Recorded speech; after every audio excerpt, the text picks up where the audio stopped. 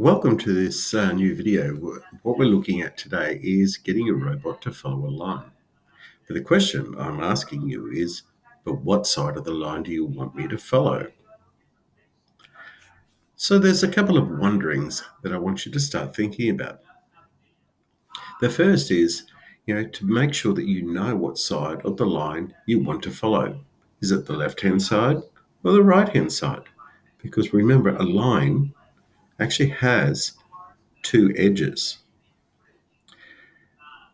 If you don't know what side of the line that you're going to follow, you may find that your robot will go around in circles. And I'll show a video about that as well. The third and final thing I want you to wonder is, why is speed, or a lack of speed, so important when following a line? Now let's have a look at this code. And I want you to add this code exactly as it appears here. So we have when our program starts. And what we're putting in is a forever loop. So there is no end to this program. This will continue until we actually stop it. Inside the forever loop, we're putting a if, then, else statement. Because what we're wanting it to do, the robot, is to follow a line. Right? If it has a certain color, then it's going to do something. If it can't find that color, then we want it to do another sort of movement or another action. So we're going to put in the if then else section, and then we're going to find, as part of our actions here, is our light sensor, which is in mine currently in port 4, so that may have to change for you. And we're looking for a color black. Now this is a drop-down menu, and we're going to find black because that's what our line is going to be today. So if the light sensor detects the color black, we want it to start moving right at 50 at 20% speed, nice and slow. You don't want to go any faster than 20%, not at this stage. I can see it's going to use both motors by looking at my icons here. If it can't detect the black color, it's then going to start moving towards our left at 20% speed. Once it moves left, it's going to constantly run through this loop, looking for the color black.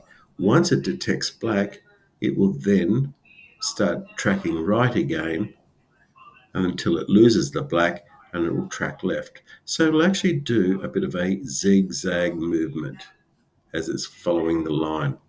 So let's have a look at it in action. You can see the zigzagging,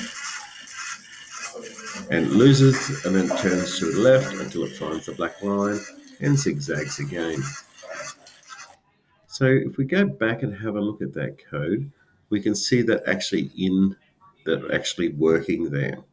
So it was moving to the right until it would lose the black line, then it would turn left. And you can see at this point here, when it just comes up onto the corner, it loses that black line for a long time, and it has to move quite a fair bit to the left until such time it hits that black line. Now watch what happens when the robot is on the wrong side of the line, because that robot was on the right-hand side. Here it is on the left-hand side, and it can't find the black line, can't find the black line, can't find the black line, can't find the black line. And it's just going to loop around in a circle.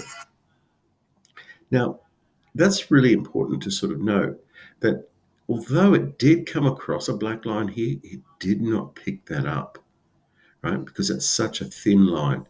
We're actually using these quite large, chunky lines. If you wanted to detect that very thin line, then you would have to go back and change that speed down quite low.